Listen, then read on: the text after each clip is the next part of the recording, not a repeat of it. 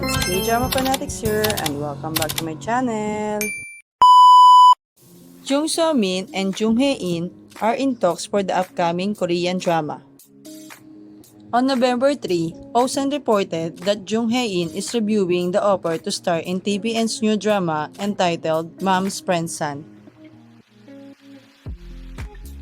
In response to the report, Jung Hae-in's agency, FNC Entertainment, confirmed that he has indeed received an offer to star in TVN's upcoming drama and is currently in the process of reviewing it.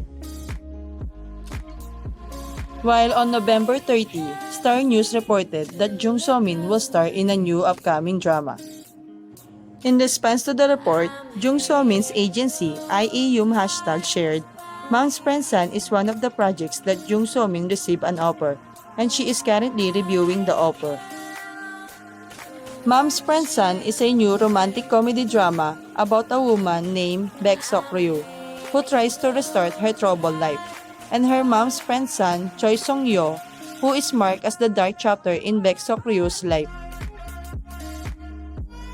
Jung So-min was reportedly offered the role of Baek Sok-ryu, while Jung Hae-in was reportedly to play the male lead as Choi Song-yo. If Jung Hae-in accepts the offer, it will mark his debut in the romantic comedy genre. Despite nearly a decade in the industry since his debut, the actor has not exploded the world of light-hearted and sweet romantic comedies until now. K-drama fans are excited to witness the actor in a new setting. Mom's Friend's Son project, helmed by director Yoon Jae-won and writer Shin Ha-yoon of Hometown Cha-Cha-Cha. The production teams plan to begin filming in the first half of the upcoming year as soon as the casting is complete, and is scheduled to premiere in 2024.